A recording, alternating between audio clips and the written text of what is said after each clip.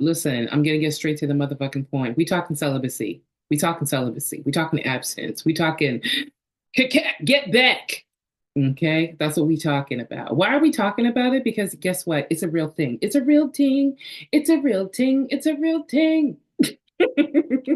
What up? It's your girl, the Sin Show, and yes, I'm back with another episode, huh? So as I said, it's a real thing. It's a real thing. People have honestly, not even honestly, honey, honestly have taken this sabbatical.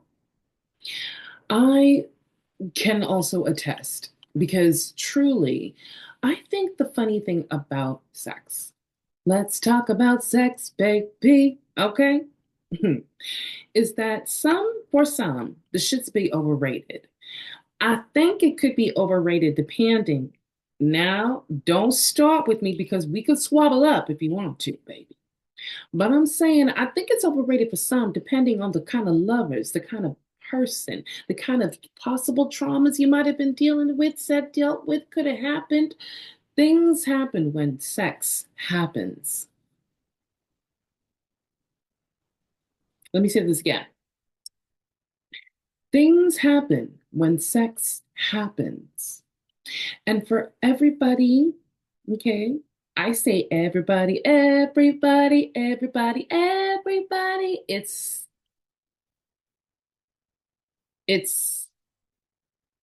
it can be a lot. It can be a lot. It can be to the point, and it can get to the point where you don't realize how much it's taken over all of your chakras, especially your solar plexus chakra, your sacral chakra. I'm talking about these parts here. I'm talking about the womb. I'm talking about the, what the yang yang is. I'm talking about. I'm sorry. I'm trying to find a better word today. I'm talking about them areas because those are powerful areas, guys. When we think about sex, clearly it is so that we can procreate. We got to be around. Somebody's got to do it. However, people keep it, people be getting really messy. People be getting messy, and I think the thing that we really do be forgetting too about sex, baby, is that there's a thing that's called soul ties, energetic ties. There's also a thing where sometimes you're with a person, right? You built a whole relationship. You've got these energetic feelings. These things are building between you and said person. Bonding is happening, my G. All of a sudden, shit just don't work out. Shit don't work out, and you wonder why. Or do you wonder why? You know. And in the end, what ends up happening is then you end up moving forward. You think you're moving on. You don't know if you're doing any healing. You probably don't even give a damn about healing. You should probably do that healing. Just saying before you get back in the gamut. But you get back in the gamut. You know, you don't realize the souls you're collecting. You don't realize the energy that you're collecting. And I'm talking about emotional energy. I'm talking about, is this an angry mofo all the time? Now you're angry all the time. You don't know who these people are sleeping with and what energy they attach themselves to that thing. This shit's powerful. Sex is powerful. And I think low key, sometimes the same thing. Listen, sex and love is powerful. The two together, lethal, nuclear, and wet, and not wet. And it can get you wet. It can probably get you wet. It can probably get you wet. But I'm saying it can really get you to that point where you really got to kind of step back sometimes. Sometimes them things can hurt you if you're not careful. And so I say this all to say, I put together a video compilation so we can talk about it because people are finally getting to the point where they've realized sometimes sex is overrated. Sometimes my peace is everything. Sometimes Maybe I just don't mind having the companionship. Sometimes I never realized how much sex was also just another addiction that I had on top of all these other addictions that I've had. It was just a place and a way for me to escape. And I wasn't feeling love. I wasn't, or I didn't want to feel love. I just wanted to feel used. Oh, I know. I know. Anyways, guys, enjoy this video. And I will see you in the next video. And we will have a kiki about it in the comment section. And I do ask at the end of the day, even though we are talking about celibacy, let's still try to keep it PG. Okay. Bye, babies. Goodbye. Instead of just saying, okay, I just quit. Because that word right there and quitting, your mind starts with you. You might get around other people that's still doing what you're trying to quit from. So it's not just about quitting. It's about allowing yourself to get around from the distractions of what you're trying to quit from. Like if you're trying to quit from not so much, right? But your boys are constantly going to the strip club and going to the club, then you have to discipline yourself and say, okay, I can't hang around these guys no more. And if they're not willing to understand that I'm fasting from it and I want to stop it, then I can't be these guys' friends no more. My girl and I broke up maybe 3-4 years ago.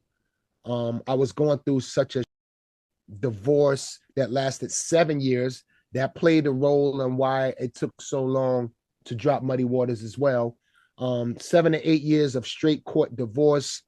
I had so much on my plate, and I actually fasted 2 years and a half. No smoking. Wow. Straight 2 years and a half. And it was the best thing I could have ever done in my life. Celibacy, 2 years and a half, no smoking, 2 years and a half. And it was the best thing and believe me, I wanted to. I was fighting it. I was fighting. I was sweating. I was in my house going crazy because I lived alone. I live alone. So I was in my house going crazy. I was constantly talking to myself, me and God, and we just back and forth. You would think that it was people living in my house, how much I was talking to myself, but I made it. And it was the best thing I could have ever did in my life, Reggie and Jake. And it cleared out so much distractions. Now my reception is more clear now, and smoking to quit it is nothing for me now. Having no sex is nothing for me now, because it was all feeding the flesh. And that's basically how the world is turning now. We're feeding the flesh. We're feeding what's good for us, which is not maybe good for the soul and spirit. So once I did that, long story short, I was able to control how I move, what I like, what is not good for me, my soul, my mind. So anyone that's trying to just cut out something indefinitely, try a fast first, and then maybe try it with some friends so you can support each other along that road. Imagine not getting any D for almost 2 whole decades as a 39-year-old woman. Yeah, let's talk about it. It's no surprise that the number one question that I always get asked whenever this topic comes up is, girl, how? And I'm always tempted to respond with, well, I just don't do it. But I understand that when people ask me that question, what they're really saying is, I don't think I could ever not do it. So how are you managing to not do it? A lot of people just cannot fathom the idea of living and existing without experiencing D activities every now and then. And as someone who has previously been involved in D activities and enjoyed it, hello, I totally understand where you're coming from. I was once at that place, but now I'm over here, almost 19 years deep with no D, living a pretty normal and healthy life. And most importantly, experiencing the benefits and the blessings of being obedient to God's word and will in this area of my life. Now, I know obedience isn't easy, and for those who are struggling to abstain from D activities but desire to, sis, I got you. Stay tuned for more. I wish I did it back then, but I just wanted you back. I just wanted to hit back then. I ain't gonna hold you.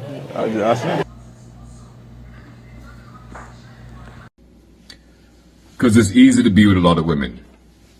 It's hard for some men to be with just one. And the problem is, when you sleep with a lot of women and you collect a lot of their feelings, because women are receivers and men are givers, but please believe that in that nature, it's still a give and take. Even though you're giving her yourself and she's receiving you, she's still depositing her soul, her spirit on you as well. And she is feeling your soul, your spirit inside of her. The thing is, you've gotten so used to giving yourself to so many people, experiencing so many people, feeling so many people, that it becomes difficult to understand or desire what it is to just be satisfied with one. And the problem with that, or rather a big part of the problem with that, and also one aspect of the problem with that, because it's not the only problem, is that you've been practicing how to be with multiple people, right? Now, when it comes time to settle down and find the one, it becomes difficult to please the one because you're so used to pleasing many. Think about it. Have a blessed and productive day.